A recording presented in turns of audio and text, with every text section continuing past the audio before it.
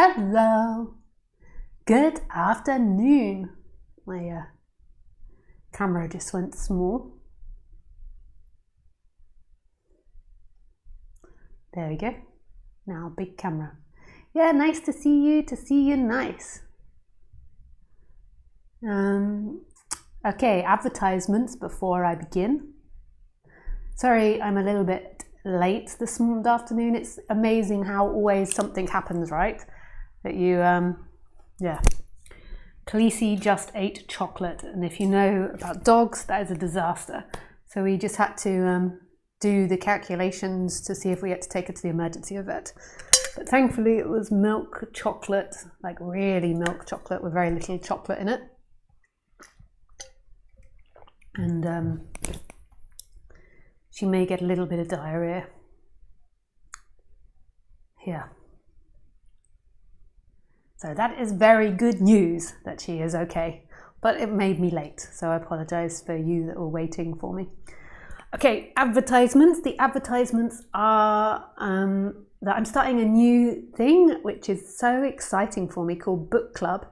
And because I'm cutting down on sessions and not doing long-term sessions with anybody anymore, just doing like 1 or 2 or 3 sessions with people. I decided that I would prefer to, instead of doing sessions, study books that I would like with people. So it's called Book Club. You can find it on my website, and it's just small groups of 5 or 6 people and studying text. At the moment, I'm going to be doing one for 10 weeks. Who Am I? Ramana Maharshi, and then I'm doing 20 weeks with Nisargadatta Maharaj, I Am That, but I don't know if we're going to finish the I Am That in 20 weeks. I think I was overly ambitious. Yeah, thinking we could do that. Yeah, so you can find that on my website. I also do Zoom talks, monthly Zoom talks. You can find that on my website as well, with a small group where it's not recorded and not put on the internet afterwards. So you can join it and your privacy stays intact if that's something you would like. If you want to ask questions in today's talk, then you can do through Zoom. The link is below. Yeah, I can't do YouTube chat for the foreseeable future. I know some of you really enjoy that feature, and I really love hearing from you and seeing the chat and answering questions on the chat. But for a reason that I don't want to disclose, I have to stop doing that for the time being. So you have to ask through Zoom. If you ask through Zoom, make sure you've got good headset or good audio on your computer and good internet connection, and be ready and all set up when I come to you. And put your hand up in Zoom. Yes.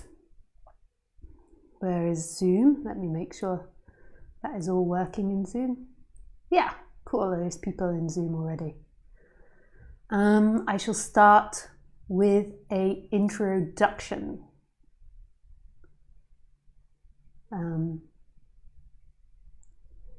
Yeah.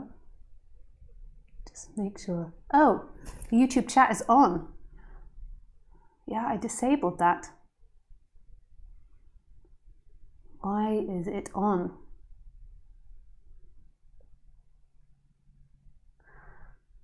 Okay, just quickly try and disable that again. If not, then that's the way life wants it.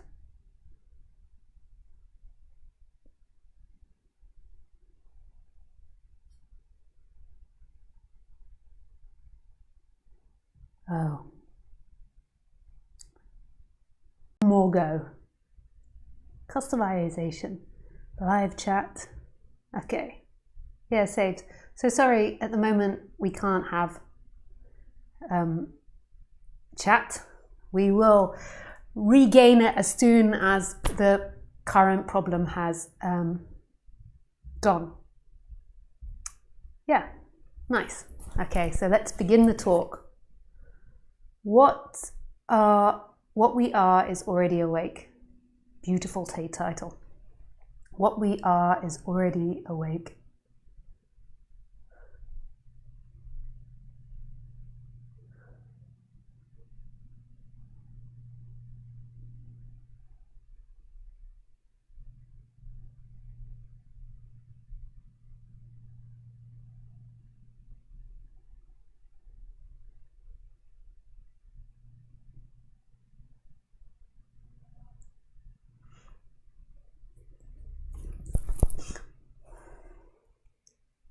So most people on this planet are walking around believing they are somebody or something. And it's so fascinating. It's like a rabbit hole after rabbit hole, because the one that believes itself to be something is the problem. So there is this ego or identity, some people would call it the me, which is that this contracted energy which is kind of living in the head, even though it gives a feeling of contraction all over the body, believing that it is somebody existing. So somebody that's existing through time.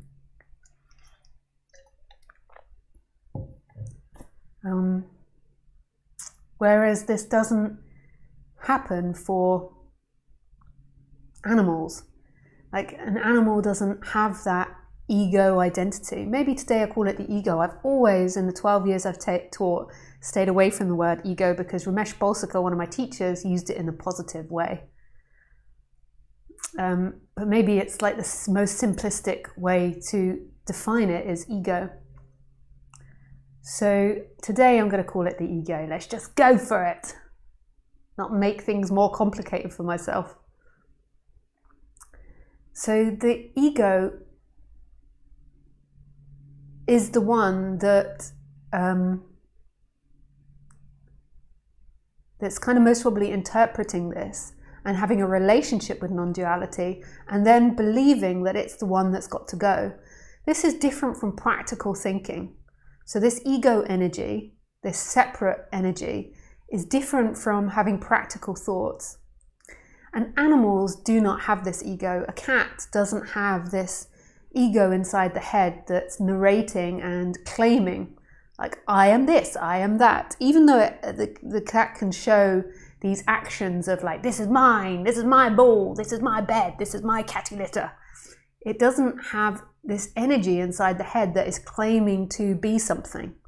It doesn't know who it is, because it doesn't have the ability to have complex thinking, to think, oh, I am a cat with pointy ears, I am beautiful, I am orange, I am bad, I am a professor at university, I am a scientist, I am a mother, I am a child, I am fat, I am thin.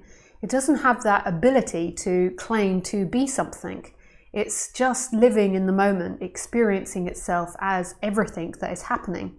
Even though the body, you could say, has a character and has the ability to not walk into the wall. And there is some form of thinking that's happening in the cat and imagining, but it's not the same as the way we do. Whereas humans, like 99.99999% of humans, have this ego identity inside them, claiming to be something. Like always trying to make themselves something. But that's different from a character, and that's different from habits and conditions and wants. But the ego does create this immense seeking. So it's different from wants, but the ego creates this desire to, this seeking to be something, this seeking to find something in time to be free.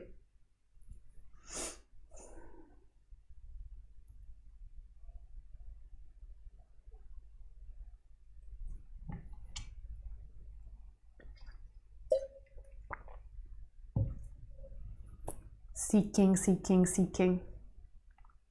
And the ego, it's so complicated, because we also have personal awareness, and the ego isn't personal awareness either. So we also have the ability, just like a cat and a dog, to move the attention from place to place. So from the knee to the heart to the world. And we claim that as ours, but so does the cat and the dog. They also have the ability to move their attention. Especially when you want to get their attention to do training, they've really got a good ability to move their attention onto something else, especially when they're new to training.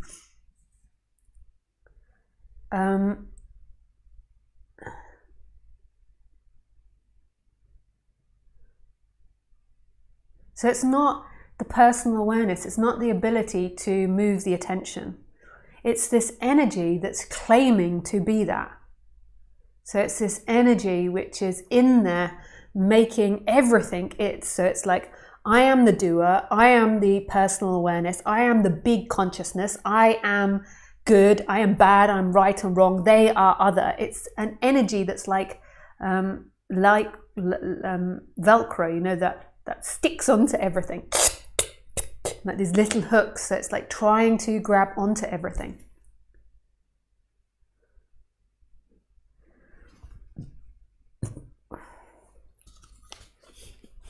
And it wants to be the best version of itself. But its best version of itself could be a murderer. It doesn't necessarily mean like Mother Teresa or something. It like wants to claim everything. It sort of becomes, you know, manic. Like, I need all of these things in order to be happy. And it's an energy, I suppose we could call it. It's not like this really bad devil or anything. It's an energy of claiming and looking for itself constantly. So claiming to be all these things, like claiming to be good, bad, body, consciousness, personal awareness, thoughts, identity. And then it's also striving to get lots of things. So it's claiming and striving. You could say the claiming is a striving in a way, or a seeking. And the seeking is always, I will be happy in the future. So that's what it's interested in. And that happiness is the end of itself. It's the end of this seeking. It's ironic, really. So it's craving to actually come back home to who it truly is. But it doesn't know that, and it's not like got this whole secret, wicked plan to try and keep you away from it. I mean, who would this you be? Who are you without that ego?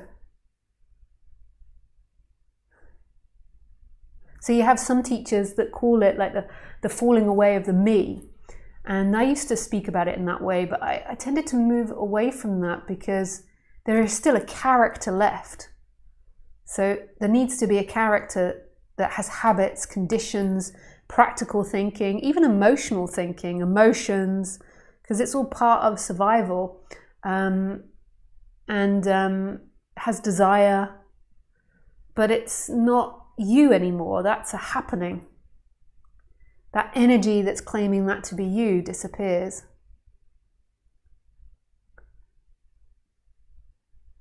And even saying that to that seeking energy, to that ego, is like, it disappears. It then hears that and then really desperately wants to grab onto that.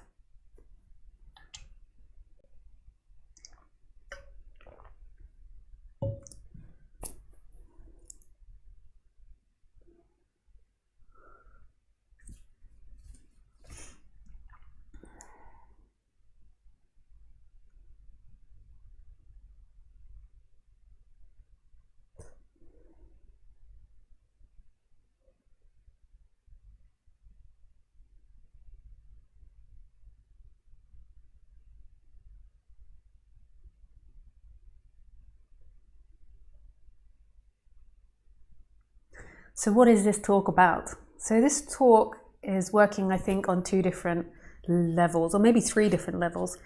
Like, I'm talking to the mind, so I'm talking to that ego in a way. Sometimes I'm giving things for that ego to do to improve itself. I'm also talking to a part that's beyond the ego, that's not the absolute, but it's like the practical thinking mind, to give it more practical, logical thoughts. But then there's another part which is speaking, and this is most probably the most important part, that's speaking beyond intellect.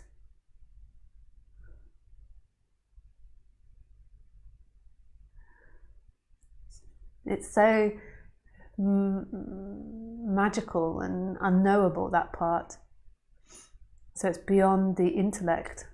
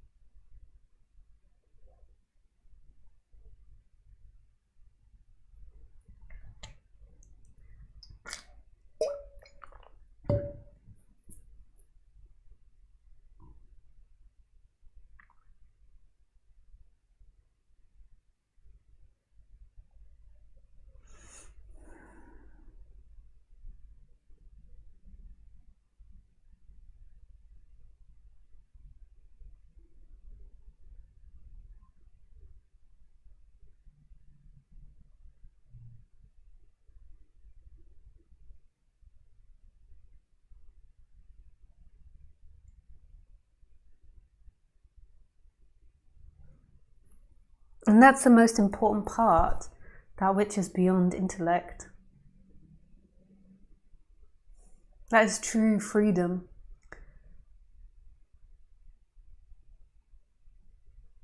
It's the remembering of something that's always been here, but it's not an intellectual remembering. It's not any form of the mind knowing this. The mind can know it logically and understand it, which has relevance and is beautiful. That's what separates us from animals. But it's the recognition, what's really pointed to in non-duality, is the recognition beyond mind, which is so impossible for humans to imagine because everything is about mind. Our whole world is about mind. Everything is about mind. Even spirituality is about mind, improving yourself, other dimensions, evolving to your higher self, spirit animals, soul partners, twin flames. The idea of, all of these things are idea, and there can be some that are truer and some that are less true, but that's not the point. It's all ideas. So what is it that's beyond all ideas? And isn't that amazing that there is a part of beingness and aliveness that is free from intellect?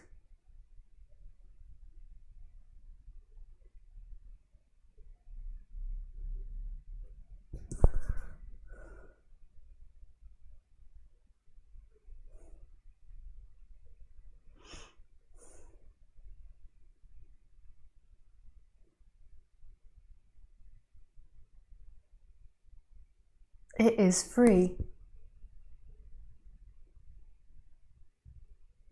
And that's who you truly are. The suffering that arises in humans is the misidentification with form, with ideas, with something as opposed to nothing.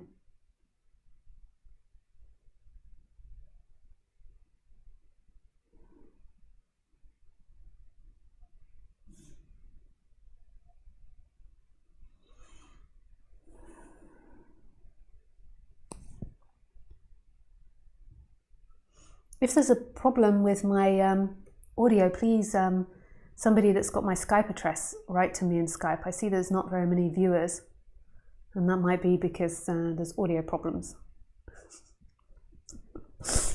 Yeah.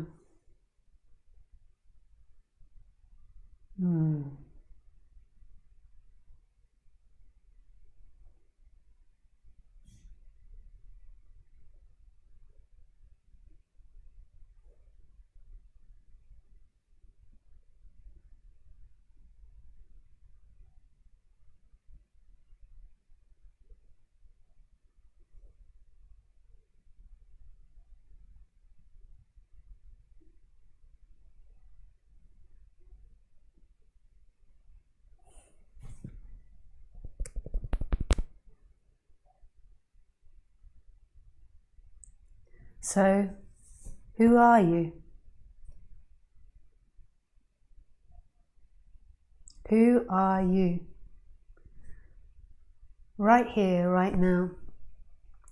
The mind says, I am something. The mind says, I am a thought. I am an idea.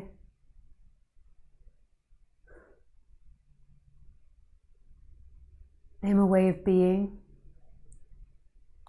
But it's not even really loud. It's more this energy of like this feeling like there is a person in here. Thank you, Carola and Dennis, for the sound. Saying the sound is good. Thank you. That there is a person in here. There isn't a person in there.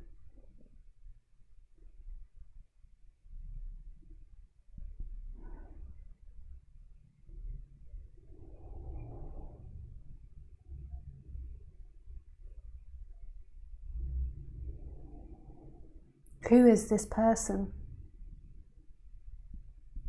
So there is this consciousness, we could say, is experiencing now. And this consciousness is not a thing. It doesn't belong to the ego. It doesn't belong to thought. It doesn't belong to an energy.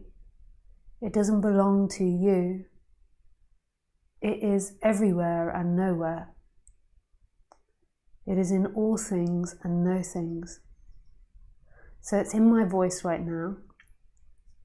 Isn't that just miraculous? It's in the computer screen. It's in the wall behind me. It's in my top. It's in the table. It's in the flowers. It's in the sounds.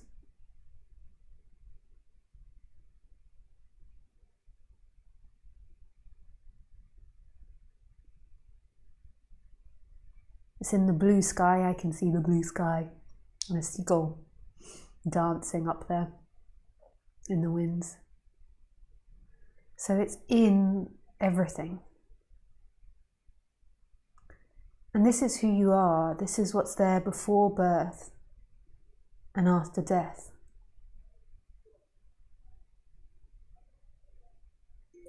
But it doesn't have a memory. So you can't remember before birth. The body has a memory.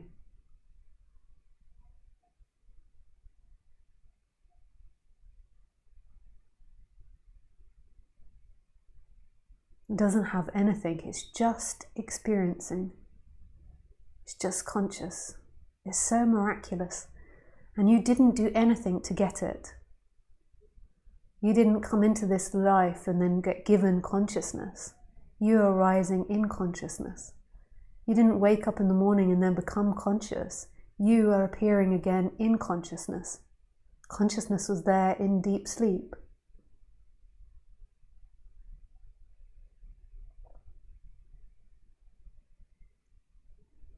You didn't switch on when you woke up in the morning and be like, I'm going to be conscious now.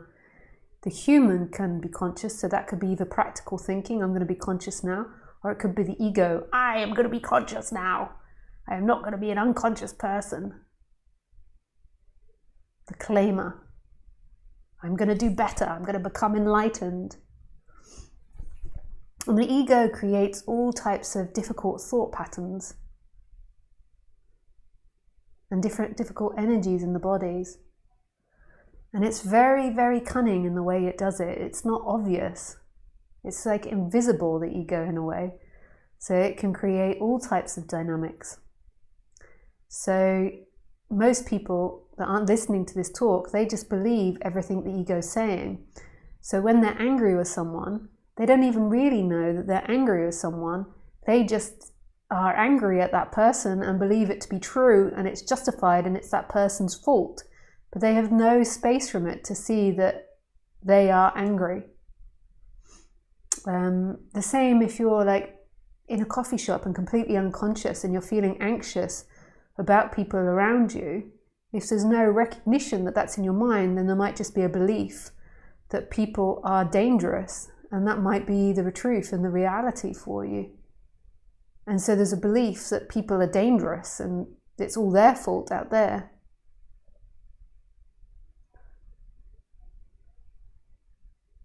So it presents itself as, it's like this filter on experiencing that's seeking and claiming and holding on.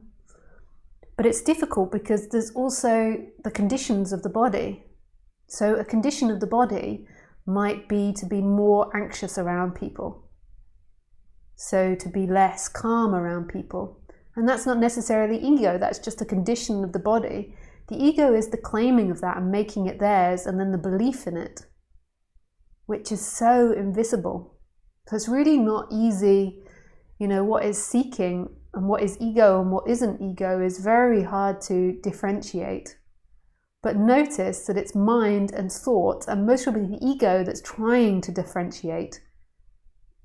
Like it could be that you're practically working on something, but most of the time it's the ego that wants to differentiate between what is it and what isn't it, and then it can work out and become enlightened. Like what's important is the dropping into what you are, which is right now.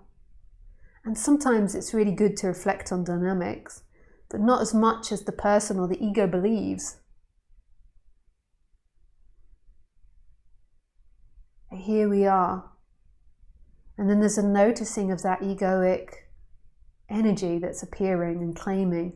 It's like an octopus, like with all these tentacles, like grabbing onto things. Mine, mine, mine, mine, mine. And it's not bad. It doesn't have to go away. This isn't about trying to make your ego disappear. It's actually about loving the ego, ironically, because as you drop into what you are, it's like a complete acceptance of all those dynamics. And this is the goal of non-duality, if there is a goal, of dropping back into that ever-loving space, which loves everything and doesn't reject anything. There's nothing it rejects at all. Nothing. There's nothing it wants, there's nothing it rejects, there's nothing it needs to be. It's just conscious. And it's complete reset. It's really so healthy to abide in that, even though there is no you abiding in it. It's so deeply relaxing. And it has effects on the body, but they are always effects on the body. It's not that's the way it has to be. You could be abiding in this, and there could be something really scary happening in front of you, and your body could be in fear.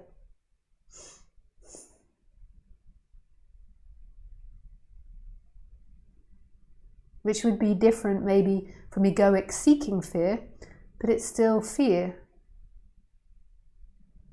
And it's really, even me splitting it up, saying the ego makes it too much of a thing. Like there's a you that's got to now conquer this ego and get to something, get to what Lisa's speaking about. Let's get to where Lisa is. Isa.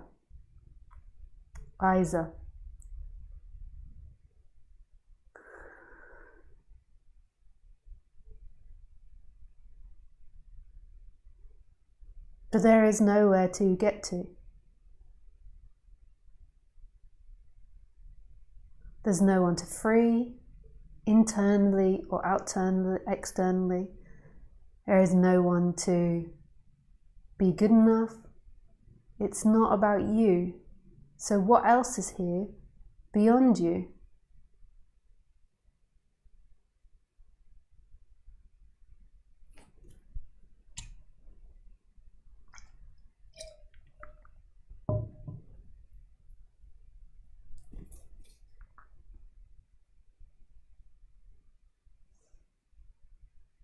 What is beyond you?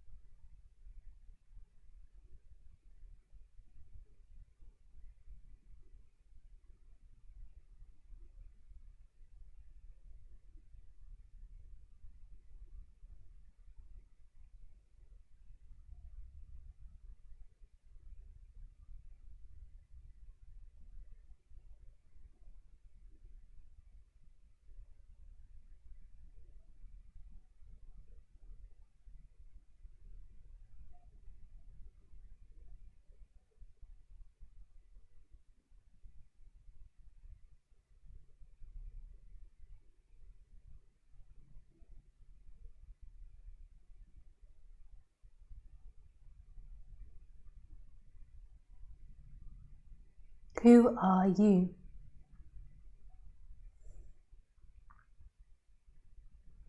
What you can feel from the ego's perspective and from the also logical mind, the thinking mind as Ramesh used to call it, Because you can feel this seeking energy. It's like not resting. It's like not feeling rested right now. It's like something I've got to do. I've got to do something. Our society is so good at this, like do. I must do. Who must do?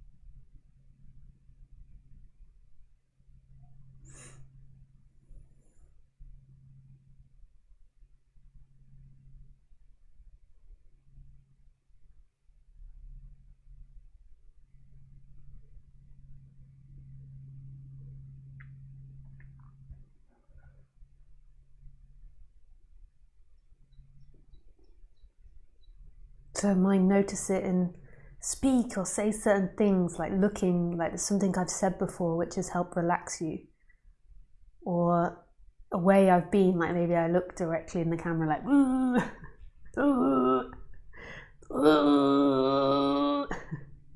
then there's like a relaxation that happens or something. Or maybe just giving yourself time to listen to this talk. Maybe there's relaxation that happens, so then you're looking for the relaxation. So just notice that. And then it's not about fixing that. It's not about you accepting that. It's noticing that in consciousness, it's already accepted. So it's noticing this space which is here that's already accepting that. So it's not about forming a new identity of like, now I'm an ego and I must do all these things to become free. It's what in experience is accepting everything now.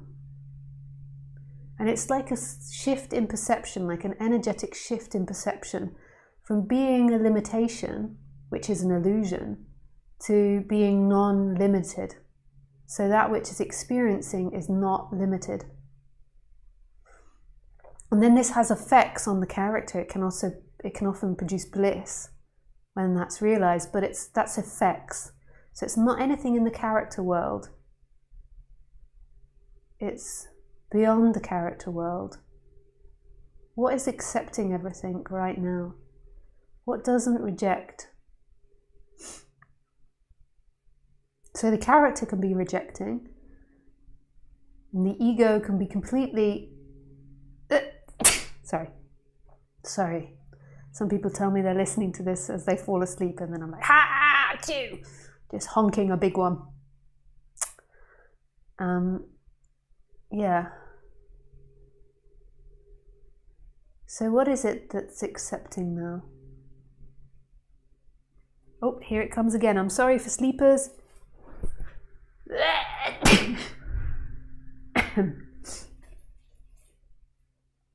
It's quite a skill to sneeze where you're being watched. As an allergy sufferer, you become very good at this. If she was enlightened, she wouldn't have allergies. Her body would be in perfect balance. I do believe like the recognition of this is very healing. Like I remember Anita Manood, I forgot her name. She hearing this story where when she was dying, there was this radical acceptance and love that happened, and she had stage 5. Can you get stage 5 cancer? Stage 4 cancer? But she was like days away from dying. The doctors had said, she was like in palliative care. and she had this like massive awakening experience where there was complete acceptance, and then everything turned into love, and then the cancer disappeared. She didn't die. Anita Mahmood or something. I'm sure many of you know, so you can comment in the box below after the talk. I'm not sure if you can comment in it while I'm doing the talk and say who that is and the name of her book. She was a very sweet woman. Yeah.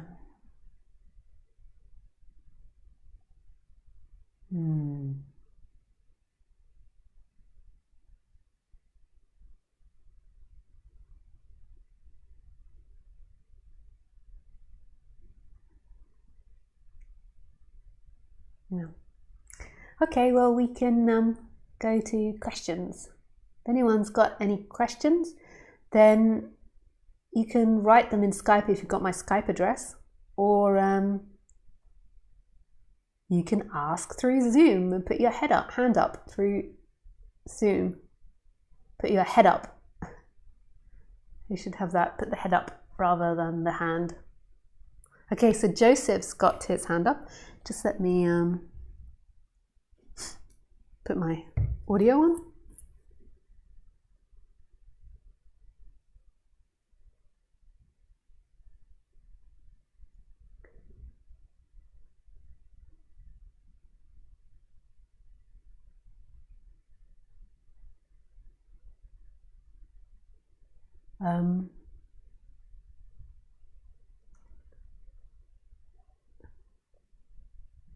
Okay, Joseph, you can unmute yourself.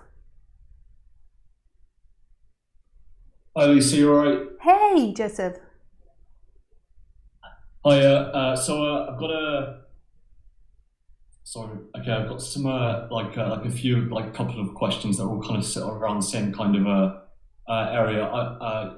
If you remember me, I'm the one that's I'm kind of still got quite a lot of doubts about the whole non-dual thing at the moment. Yeah. And but at the moment I'm kind of got into like I'm going to kind of give it the benefit of the doubt and just ask some kind of straight non-dual stuff this time.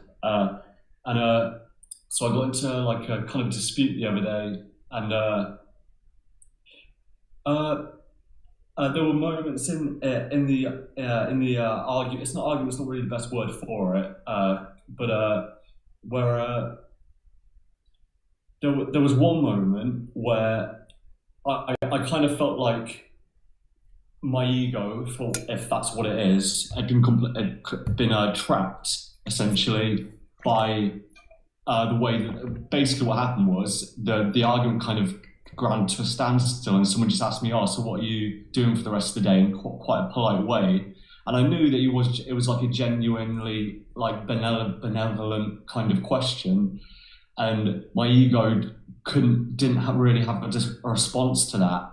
And what came out was just a very clean, pure kind of, don't like the word pure, but like a very clean kind of like, I don't know, in like quite a gentle and kind of like peaceful way. And it just felt like there was no like physical like kind of a blockage to it or anything like that. And that's kind of my question. Like,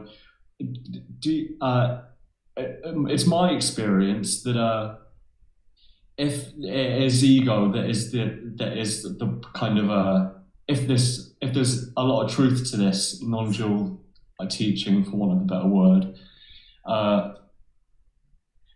is it do we like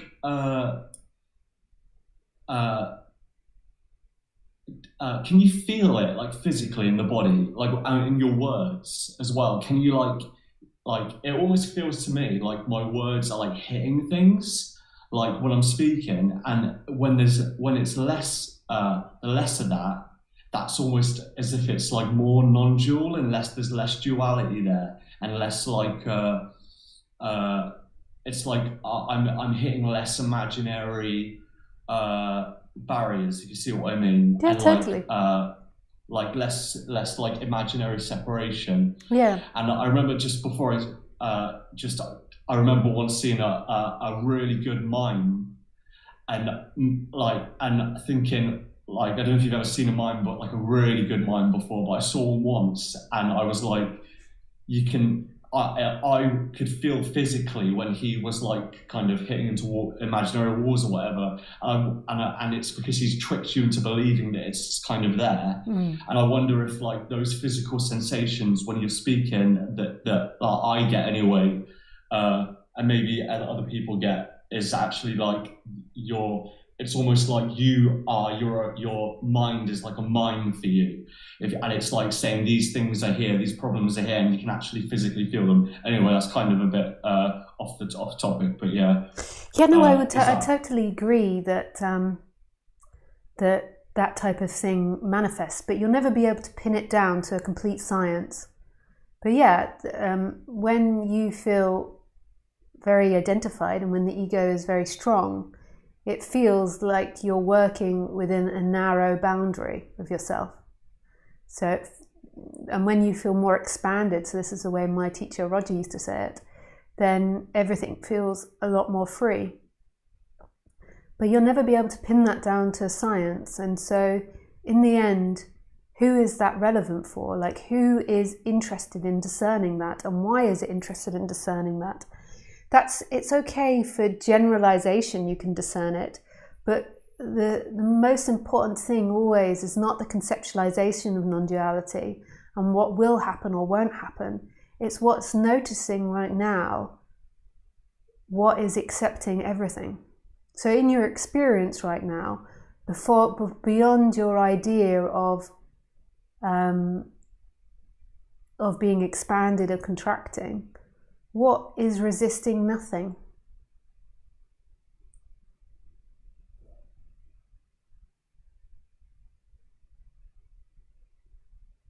I've got to be completely honest. Like, a lot of like kind of non-dual kind of questions like that at the moment, I kind of don't really get anywhere with, and that's just me personally. Maybe it's not like that for everybody, but for me, it kind of just feels like abstract, even the question "Who am I?" doesn't really feel that profound anymore. Like you kind of used to, but now it just kind of feels like another wall. I don't know, like just kind of like maybe not that great, like not that great, or to the mind, not that profound. Yeah, like, to the mind, that becomes very boring very quickly. At first, like, I remember when my friend used to point to me and go, "Who is the finger pointing at?" And I would think, "Bozo." Such a stupid question, but it's actually really profound. So I understand that the mind is not interested in that question anymore. Or just finds that it just doesn't do anything, or it's not interesting, or maybe even it creates discomfort. So then, but let's just carry on going in this. So right now, when you look around you, you see the walls. I don't know if you're outside or inside. It sounds like you're inside. But you see the walls, maybe the space, the lampshade, table. I don't know what it is. I'm just making up. I'm actually in a circus tent. I'm surrounded by animals and clowns. Okay, so you're surrounded by animals and clowns and in the circus tent. So notice that all of that is being perceived instantly. So there's no space between it happening and it being perceived. And that perception, so the perception of it, is not suffering. So your perception of the circus animals is not suffering in any way. It's not rejecting or accepting anything. It's not wanting or not wanting. It's just there. Just there. And in that, there is somebody that's listening to Lisa that's maybe bored or not interested or frustrated or maybe enjoying this, whatever it is that's arising. But that's in that. The perception of everything that is around you has no qualms with anything and is free. And that's who you truly are. You're not the person that likes or dislikes what I'm saying. You are the space which is not suffering, in which everything is arising. And what the mind wants to do is it wants to pull you back to, yeah, but, and how does that feel in the body, and when is it ego or not ego? And that's okay, because that's all happening.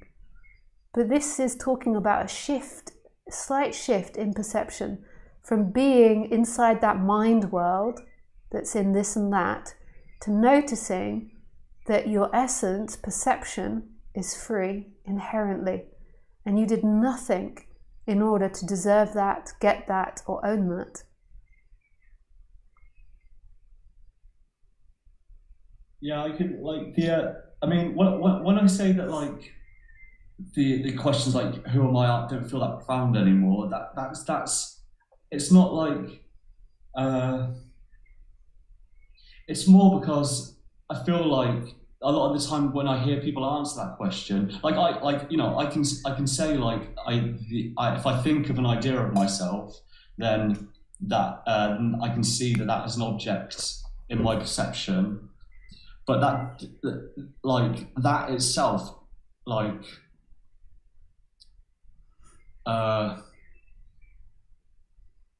I'm not sure that it's still like that. Like I'm not saying that it isn't true, but for what happens to, and you can say it's in my mind, but like I don't like that argument, because that's like, it feels almost like brainwashing. It's like, oh, but that's just in your head. It's like, well, we're having a conversation, and everything that you are saying is also ideas as well, and it just, I don't know. I feel like sometimes there are a lot of and I don't think it's like on purpose, but I feel like there are a lot of tricks that non-dual teachers use to kind of get out of complicated or difficult questions Yeah,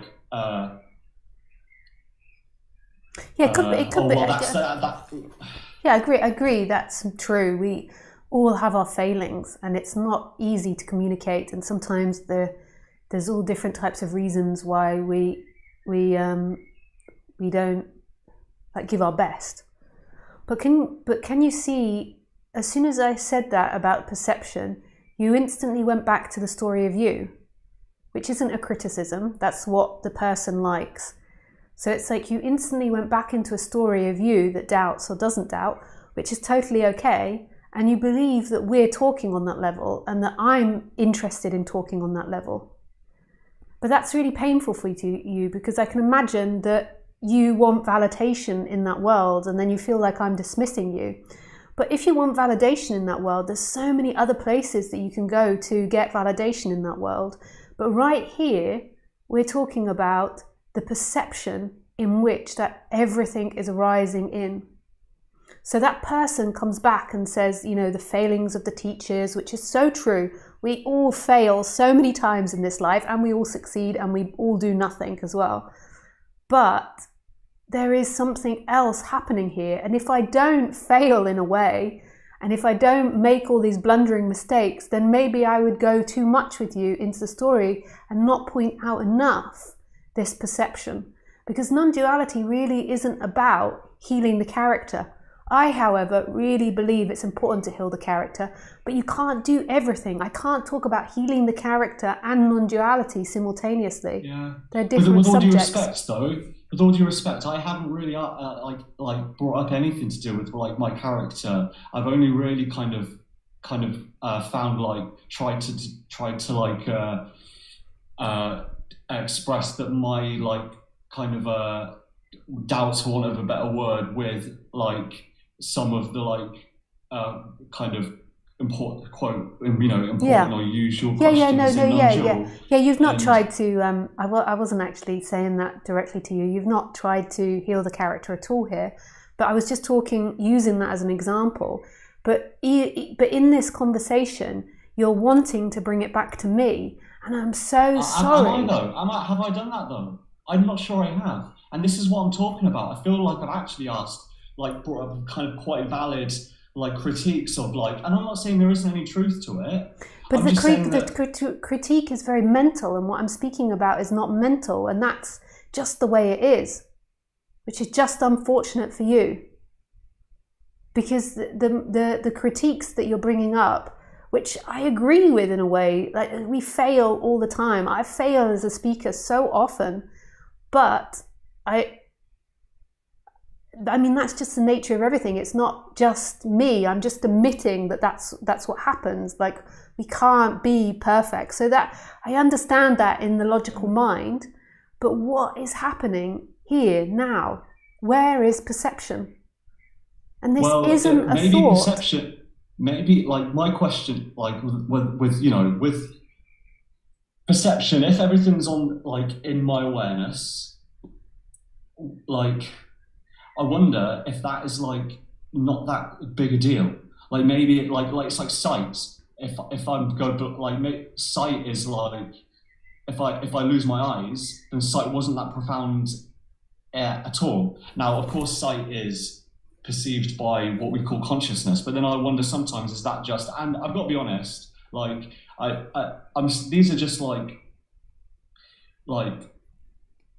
critiques really I have with like, I suppose with like some of the like kind of, I even hate using like non-dual language because a lot of it, there's a lot of like narcissistic energy in it. I wanted to say in the teachings or in something like that, and there's a kind of flavour of like lack of self-awareness and a lot of like the non-dual teachings and in the non-dual I agree, but the thing is you're going off topic.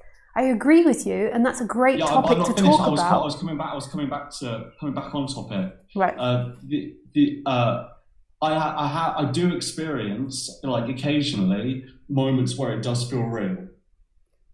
I feel like we've only really gone down this like avenue because I had something else I wanted to ask about, because we kind of got into like a kind of debate about questions. Oh, I really don't think this is debate. I feel like you keep trying to get me into debate, and I'm not interested in doing that. Okay, well, you think you're not you don't want you aren't stuck caught in a debate, and I am. I see. I wouldn't agree with that, but that's okay. If you think what I'm trying to point to is debating, that's fine. What I'm trying to point to is something that's not in language and not in thought. What is here right now beyond your thought? What is here right now beyond my thoughts? Yeah, just let that sink in. So I can see there's emotions arising, or I can't see you, and I don't know. I assume there's emotion rising, but maybe not. So just notice that, notice the thoughts, and maybe in other people there's emotions arising, but maybe not. So just see that, and notice it's happening in perception. And that perception is nothing to do with what you think. Thinking is arising in it, and I'm sure you're fantastic at debating, and I'm sure you can have fantastic debates with people about this, but it's not what this talk's about. Lisa, you're debating as well. You keep telling me that I'm doing something wrong. I'm not telling you you're doing something wrong. You're kind of playing the like spiritual, like enlightened one now, and you're just as flawed as I am. This is a problem that I've got with it. Is that it's like there's the like if anyone expresses any doubt at all, it's like all of a sudden that's my ego, and it's like, isn't that authentic? Isn't it more authentic to have doubts and to have like to actually maybe sometimes disagree? Some disagreeability, is that like ego? Like most of the people that ask questions to non-dual teachers are already convinced. You preach them to the choir, and now when someone brings up some disagreements, like this is why it feels so culty, isn't it? Like I don't feel. Yeah, but Joseph, I'm not talking about that. Ego. Like I really appreciate Joseph. Yeah, but I really appreciate that this is your point. But this isn't what this talk's about. This talk is about what is happening right now, and all of that is appearing in perception. So what is at peace now? So there is a person that's having these thoughts and debating, and Lisa, you could say it sounds like she's debating, but she's trying to point. It sounds like you're debating, but it doesn't sound like I'm. So she's trying to point. But you just sound like you're debating, don't you? So she's trying to point to something that's beyond that debate. What is happening beyond that debate? Right here, right now. So there is feelings happening, there is thoughts happening, and there is something else happening that's not thought-based. So just let that sink in for a second. There is something else happening here that's not thought-based. And that's what I'm pointing to. It sounds like I'm dismissing you, but I'm not. It sounds like I'm trying to say, I'm enlightened, I'm not debating, but it's just not even in that. It's not even in whether you or me are debating. What's being talked about in this talk is perception, which is beyond debate. Yeah, okay. You might be right. And sometimes it feels like you are right. Well, actually, it's not even in that world. It's not even about whether Lisa's right or Joseph's right. It's about the perception that's prior to all of that. So it doesn't even really matter if I'm right or not right. It's like, I'm sure I fail and succeed so much in that world. So what is beyond that world? And now, if you can, like my recommendation would be to really allow what's ever being experienced in the human world. So really experience the emotions and the sensation, and then just like as there's a sinking in, there's a deeper and deeper and deeper, and then there is perception happening that is everything. Everything.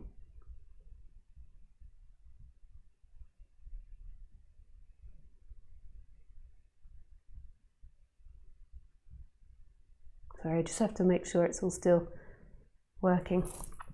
Yes.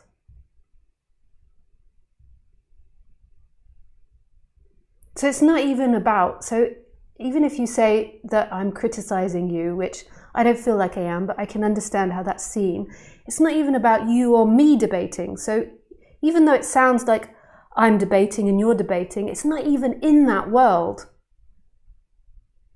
Like, it's really pointing to what's beyond that world.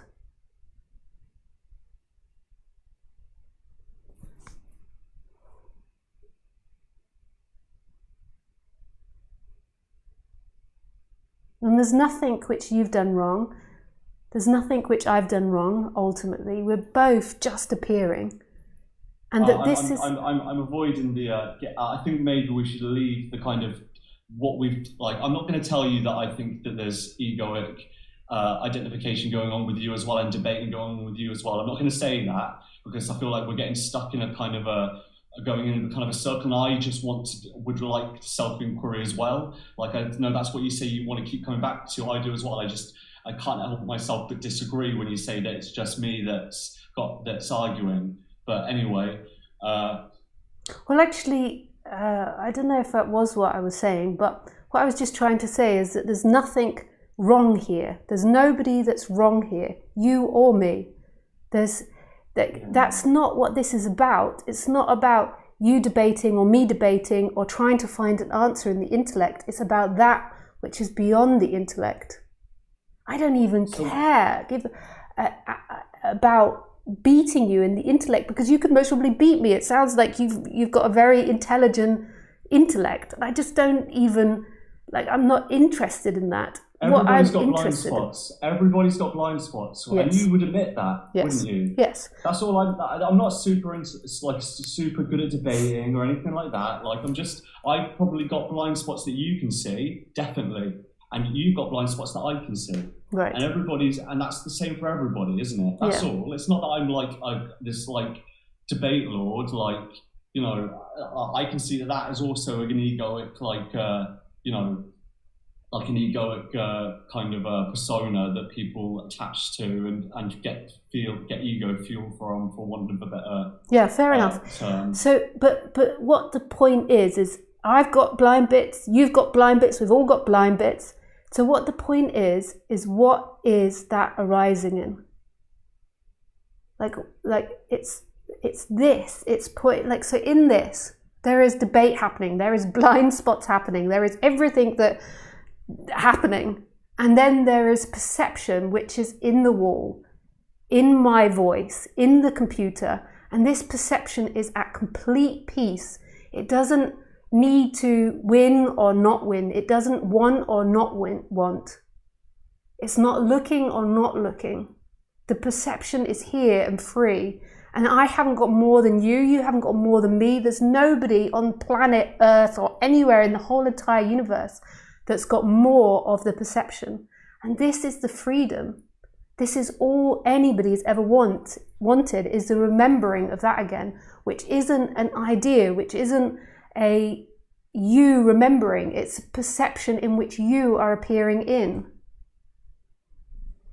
Like often, like when I try and meditate and do self-inquiry these days, it generally isn't very successful. And the only thing that really tends to be successful is usually it's in conversation where all of a sudden something feels less, it feels more non-dual, and less, and like I said before, like it feels like there's less barriers. It feels more. Don't like the word pure, but like it's more like it feels more like I don't know, just clean and calm, and like it's coming from somewhere deep within that isn't like this, and it doesn't have a lot of this like persona kind of flavor in it. But when I do self-inquiry and I sit here and I go, what sees all of this, etc., I do sometimes feel like a kind of like it kind of become more spacious. But then I also at the same time there's a lot of like negative like kind of sensations that start to happen, which kind of puts me off. I kind of feel like I'm kind of kind of sometimes I feel like I'm hemorrhaging like positive like life force, or like I'm hemorrhaging like soul or something like that. So I kind of avoid doing that anymore. Yeah, it might be that you need to work on that before you can do that again, because it might be that you're slipping into some form of trauma, and then like there could be a stuckness or something that happens there, which that can be quite common. So then it would like be going to work on the personality level, which I know from our past conversations you're doing. But yeah, I mean, that's beautiful if you find that in conversation, or even if you find it in just sitting. Sometimes there is a deeper, but it's really beyond you and me, beyond any memory that you have now, any knowing of what you have or haven't done. It's really in perception, in this intimacy of perception, that's appearing in. Nice. But I can feel that's enough for me today, even though I really appreciate.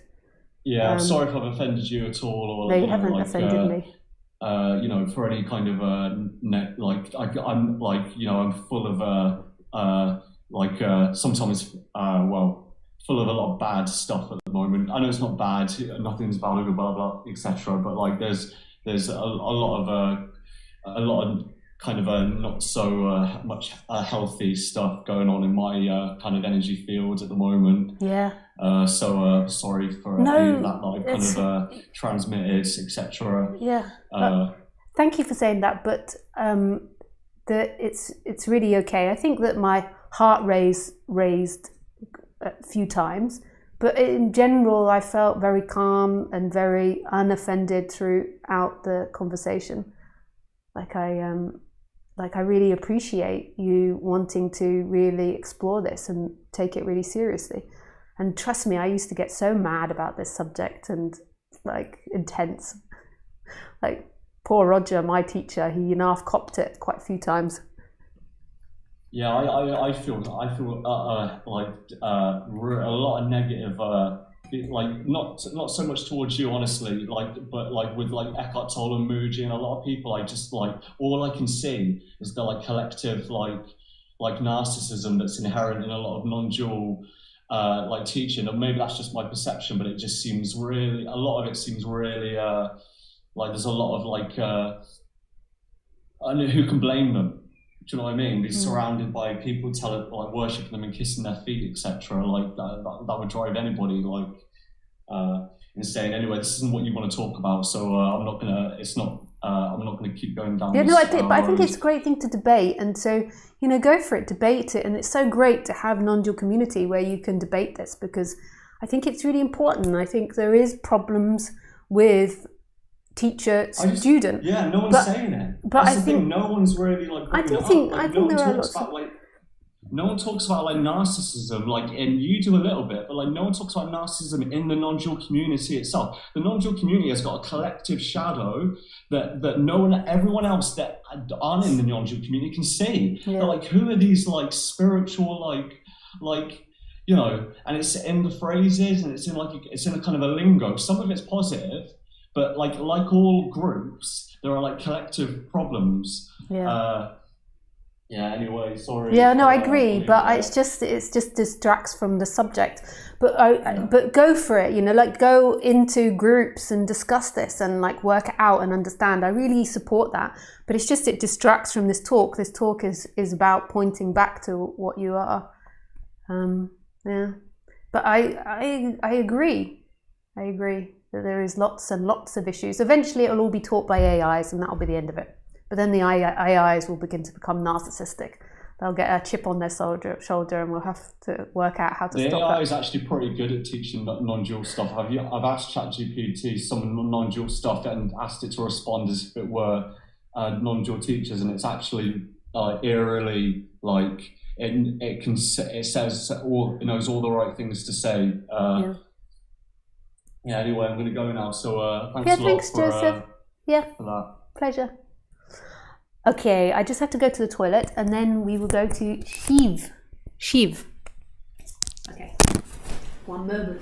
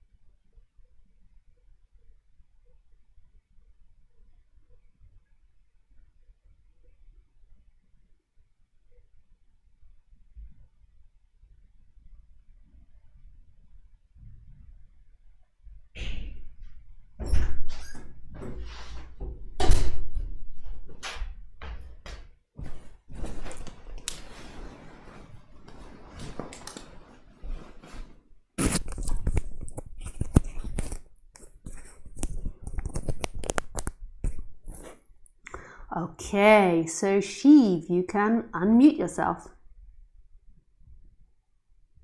Hi Lisa, can you hear me? Yeah, I can hear you. Okay, so the thing is that I follow a different non-duality teacher. Yes. So it's the terminology that might get us a bit troubled. Yeah. So it's like what he calls God, so he says, do I exist? When you ask that question, that thing that becomes apparent, that's what I call God and consciousness. Yeah, nice. What's the word you would use?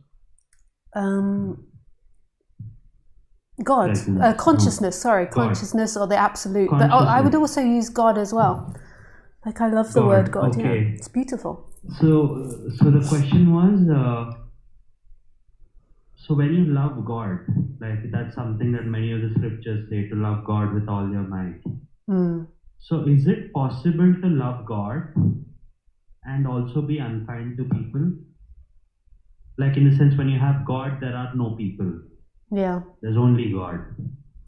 It depends what it depends what you define as unkind.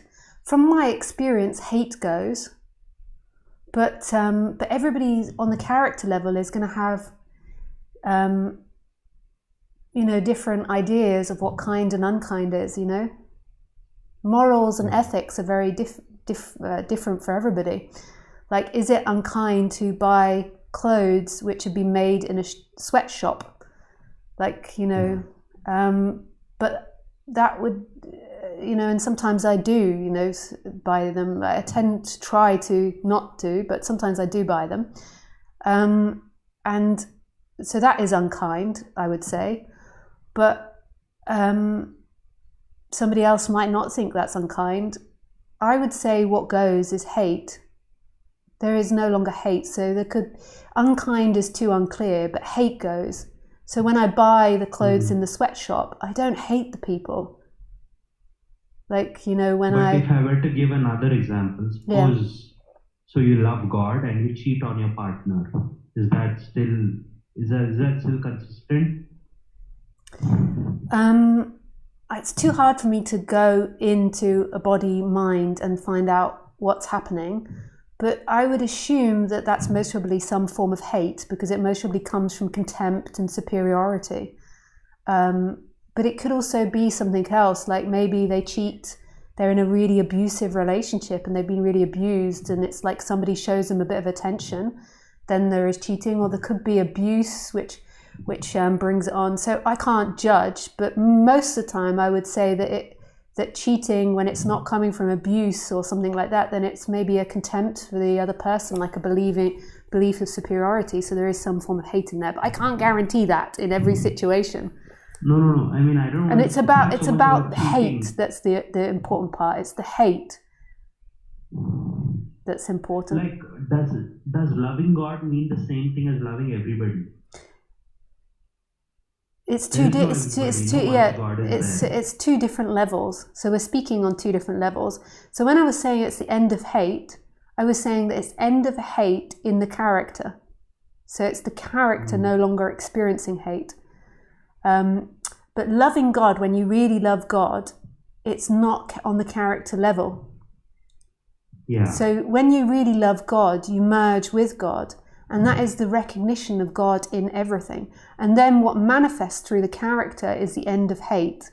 And that's the only real thing that I could say definitely goes in the character level, is the end of hate. And everything else is, conjecture, is hard to describe. So loving God is on the absolute level. It's not a human thing. It's a merging with that which you are. When there is a you loving God, there is somebody in relationship with God. But when you love God beyond you, there is a merging with that oneness of who you are. There is no separation between you and God. So right now, God is in perception. God is in the room, in the space, in the sound of my voice, in the computer, in the light.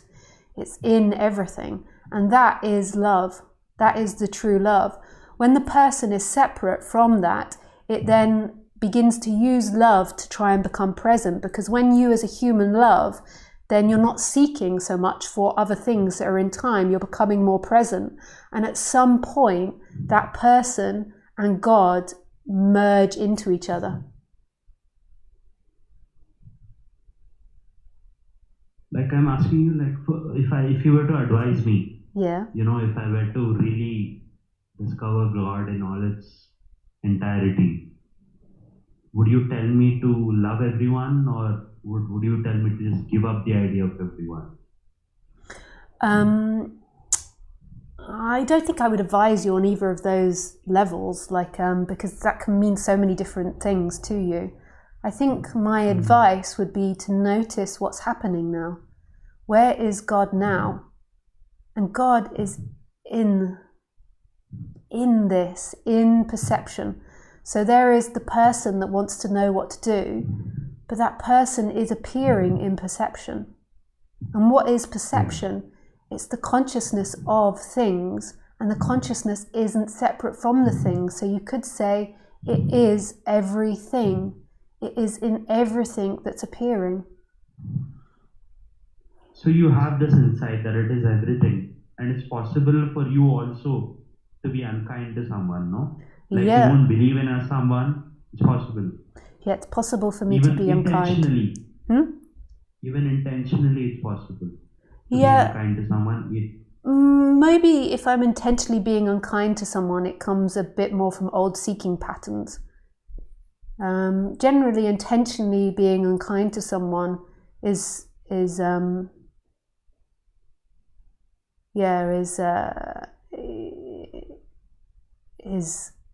like forms of hate, I suppose.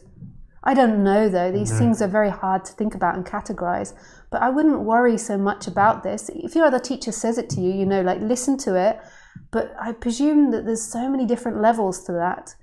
So it's like just let it slowly penetrate, but I wouldn't worry too much about understanding it all in one go. I would say put your focus on what's happening right now. And then allow that feeling that's concerned about good and bad and right and wrong. Allow that feeling that's concerned about you not getting it. So maybe there is a feeling of fear of doing something wrong, or the fear of being wrong or getting something wrong. And just allow that in. So stop resisting that feeling and just keep going deeper and deeper into it. And then when you stop resisting it, something else might be perceived. A lot of our intellectual and emotional energy is in rejecting what's being experienced. So just allowing whatever's appearing, whatever emotion that's appearing in that subject, and then deeper and deeper. And as you go deeper and deeper in the actual experience, then something else can be revealed. So do you feel an emotion with this? Does it make you feel uncomfortable, the idea that you're not loving or that you're doing something wrong? Not really. We just had a conversation on this, and then I saw your notification, so I thought Lisa is there. Hello. Okay. Yeah, it's just more of a broad question. Yeah, nice. Yeah. Oh, well, thank you for asking it. I enjoyed speaking about that. And I love using the word God. Okay. Thank you. Yeah, thanks, Shiv. You can mute yourself now, I think you have.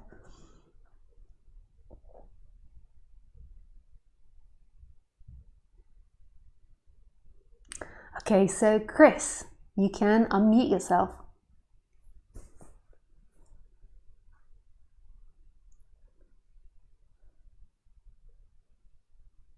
Oh, sorry, I've got to ask you to unmute. There we go. Oops, sorry, I just muted you. Sorry, Chris. Hey. Hello. Hello. Hello. Thank you. So I talked with you last week. Thank you so much. I remember. I listened to that again and again and again, and it's so helpful to review and see myself kind of objectively. And anyway, so thanks for putting those up online. Yeah, pleasure. Do you wanna hear what I got out of that? Yeah, or totally. I have a different thing today too, but No, I'd love to hear what you got out of that. Okay. We were talking about the savior, and I did the savior syndrome kind of in the drama triangle. Yeah.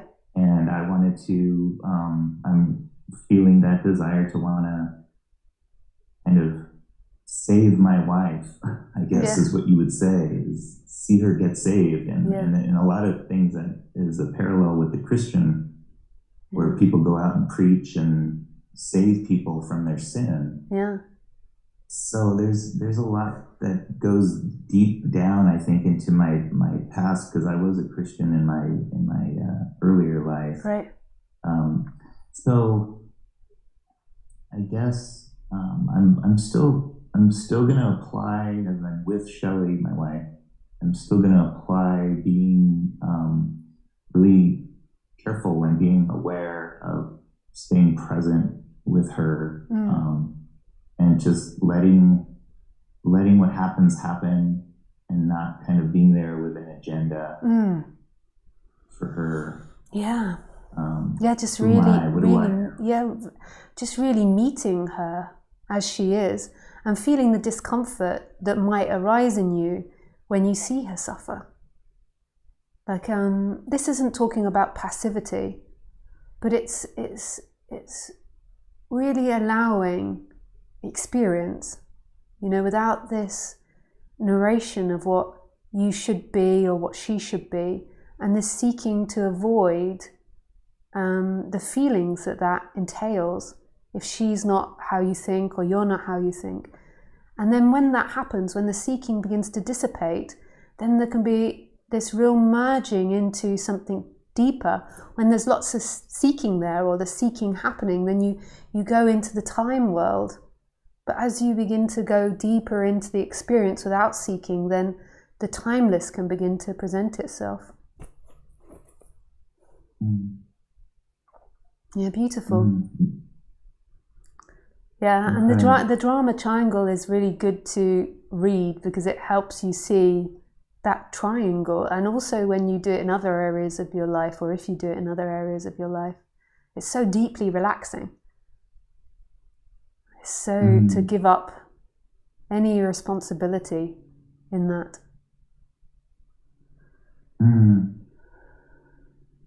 Which is kind of what I'm hoping for, is not to be the savior and then I owe her my life.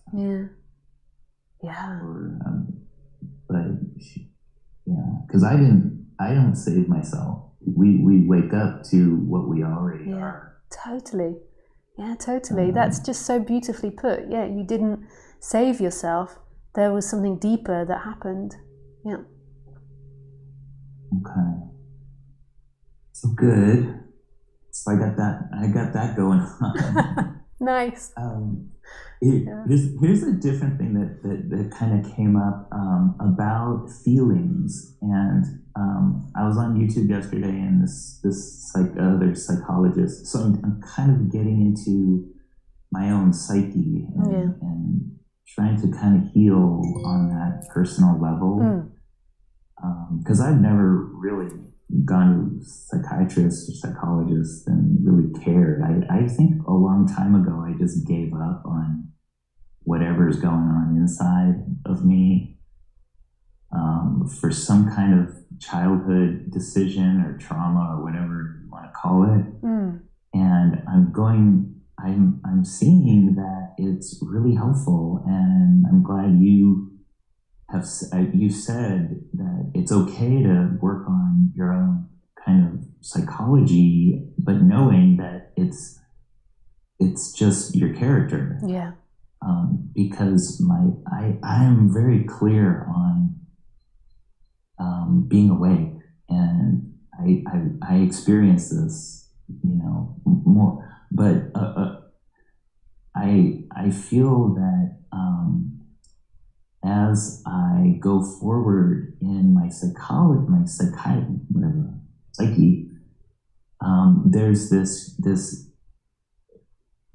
thing that I do, which is to think my way out of like the discomfort, and I want to be better at staying and looking into how my feelings are, what my feelings are telling me, so that I can kind of incorporate those in a positive way in awareness. Yeah.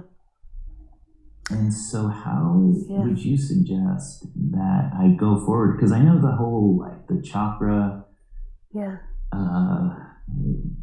there's energy flow, and I want to get sensitive to it, because I kind of don't feel.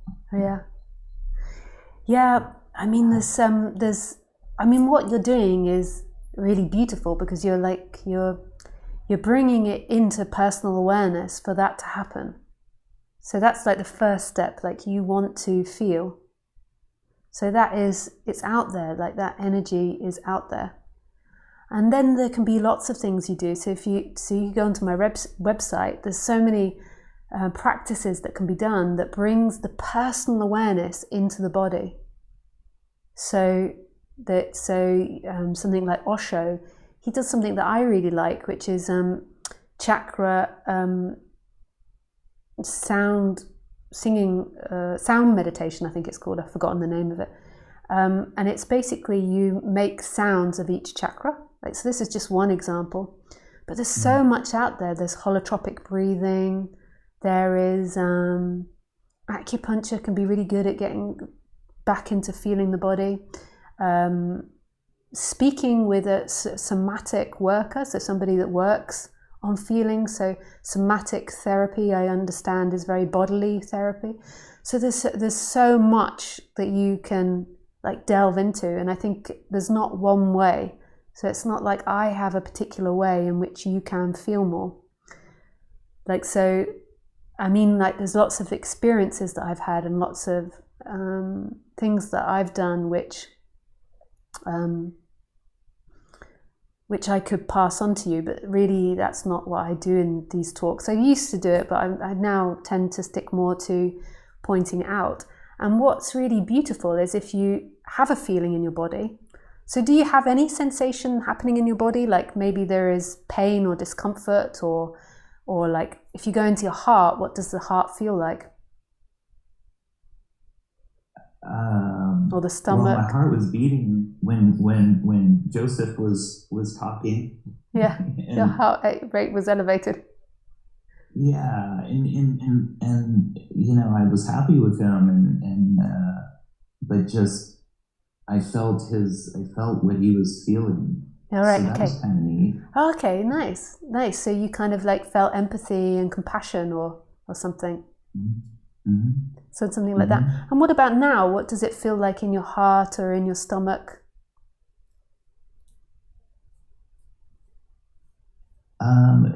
I feel a little bit self-conscious, I think, on the call Yeah. with you. Though you're wonderful, but yeah. So and does that manifest as physical sensations in a way? It might be hard to associate it with the body. Like you say, at a certain age, some minds can totally cut off from associating it. So sometimes, like one person that I worked with, he would just feel ill when he had an emotion. So he'd feel like he had stomachache or backache or something, which is really interesting. So he couldn't. But is there any, like, so you feel, so that you know that there's some form of self-consciousness, and then that's really great that you can recognize you're feeling that. And then what you can do is begin to pin it to different sensations that are happening in the body. So when the self-consciousness comes, does it correlate to a feeling in the body? But really, like, to go back onto topic of what I'm trying to teach, because I'm not just speaking to you, I'm speaking to everyone else that's listening to this video, is like one thing that I learned through non-duality was like something really important and beautiful to do is to feel the feelings right through. So you feel the self-consciousness, and it's like a complete acceptance of that feeling. So really feeling it right through, like not trying to not feel unself-conscious with me. So not trying any effort to fix that or to improve that, like feeling it right through. And as you really, really experience the feeling, then there's a dropping into that non-seeking space of perception. Like it kind of happens automatically when it's like the love thing that I was speaking about with Shiv before. It's like when you really love something, you disappear and merge into the oneness. And it's the same for this subject. When you really feel your feelings 100%, you merge into the feelings, you merge into everything, and you become the perceiver that is perceiving. Even though you are always the perceiver, it's like there is no separation any longer from that perceiving. And when you're waking up, you can really recognize it all the time, that perception, but there can still be a an ego, we were calling it today, that's separating energetically from it. So it's like really dropping in. And then as you go deeper and deeper into really allowing and really embracing everything that's happening in this moment, then it's seen that that perception of what you are isn't separate from any things that are being experienced. That perceiver, and it's not an intellectual understanding, that perceiver and the feeling, that perceiver in the room, the perceiver and the character, the perceiver and the outside aren't separate. They're all one energy. Like who you truly are is the perception that's appearing in everything. But so when I was saying that, I wasn't saying it just to you. I was kind of bringing it back to the topic for everybody that's listening to this talk, because we could speak a lot about the character and how to do that. But I trust that you've really got a good grip on that, and that you're going to different places to help guide you more into the feeling. And the more that you get into the feeling, the more the seeking will crumble. And the seeking is the energy which keeps you apart, which holds things apart, which makes the feel like there is separation. And then there's more energies that shift and relaxation that happen.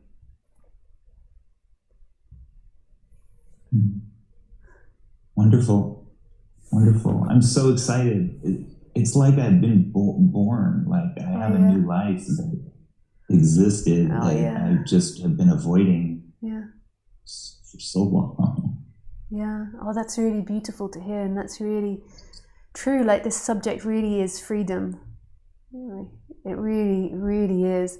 And I really understand you. I remember, when I just totally believed my feelings were true, but it didn't even know that was happening. It's just the feelings and what was being experienced were a reality. And as we begin to see that's not true, it really is for the character a different life. Like, it really changes the character's life. But that's not really so helpful to say to people, because then it becomes this character with a new life. I'm going to seek for that.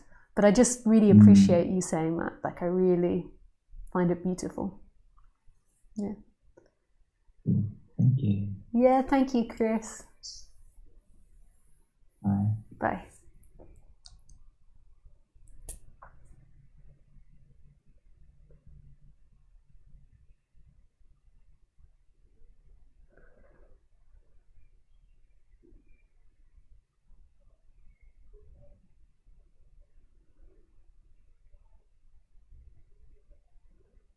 Okay, so let's see if there's any more questions. Where is Zoom? Ter has one more question. Okay, you can unmute Ter. Hey Ter. Hello? Hello? Can you hear me now? Yeah, I can hear you. Just to say, Ter. So good to be here. Yeah, really good to be here. But I just I haven't got that much longer left. So just to say that, just if I do have to stop. Oh, sure. It's nothing personal. I'll say it before, because maybe if I say it after you've asked your question, maybe you'll think it's a bit personal. No problem. So my question was, what can we do to prevent OCD and resistance from impeding us on the path towards oneness with God and transcending the character? I'm not an expert in any way on OCD. So I don't really have any advice there. But maybe other people have more advice and they could put it in the comment box for you afterwards. Okay. But so I definitely think that you should work with someone for the OCD, because I don't know, and I know that OCD is very, very tricky. So you should definitely seek outside help away from this talk to help with that. There's many different things that might help, and I'm sure there's people that are listening that have had problems with this and can comment in the box below of things that can help. So you can read it after the talk, these comments. But no, just from like a deeper perspective, that perception is happening even in OCD. So even when there's the worst form of OCD happening, which I can imagine, I'm not saying that you have the worst form, but I can imagine it's very hellish in the mind to get really stuck on things, and I really don't understand it, and I'm sorry if I'm simplifying it. But there is actually peace happening there too. So God, who you truly are, rejects nothing. So even in the worst hell, God is there. The perception is there.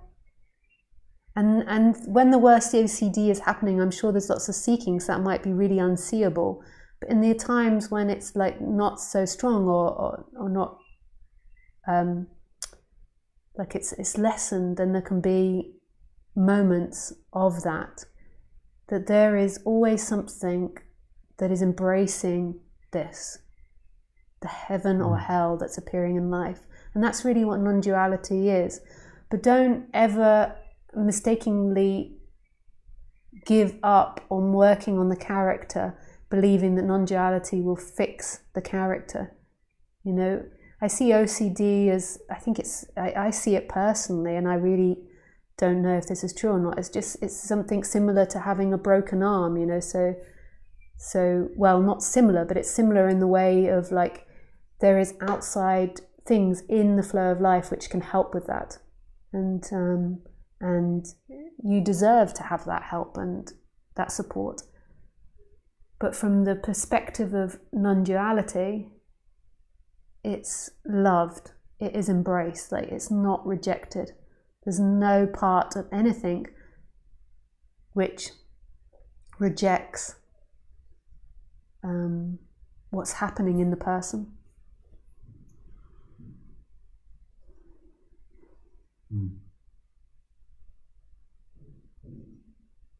Thank you. Yeah, thanks, Ter. Yeah. Namaste. Yeah, thank you. Namaste. So beautiful, namaste. May God be with you. No, it's not may God be with you. Sorry, it's I have so many screens sometimes when I get confused. It's I see God in you. I mean it's maybe equally as beautiful as may God be with you. That's also really beautiful. May God be with you. I see God in you. Nice. Okay, let's go to meditation.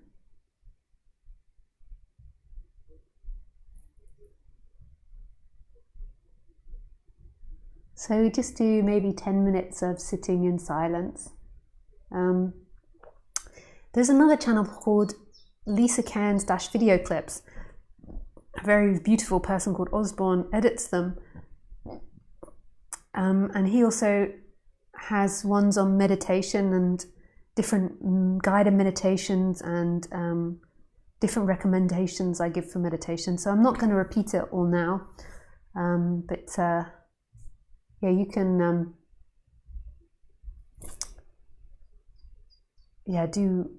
do what feels right for you now. It's just sitting in silence for me.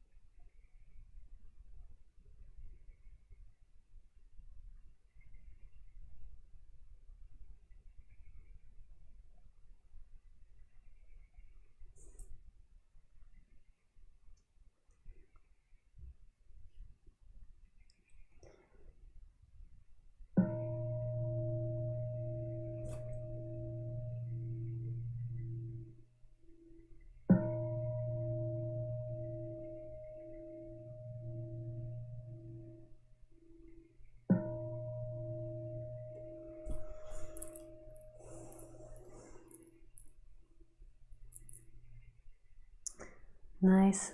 Okay, thank you. Yeah, thank you everybody for asking questions on Zoom and making yourself vulnerable and being willing to expose yourself. Yeah, so just expose yourself in English. It's not the best English, but willing to share. That's it, share yourself, expose yourself. Yeah, I really appreciate everybody's questions and just really wish everybody well. If you enjoyed this video, please support the channel by clicking subscribe and clicking big thumbs up. Yeah, nice. Thank you. And I wish you everything. Yeah.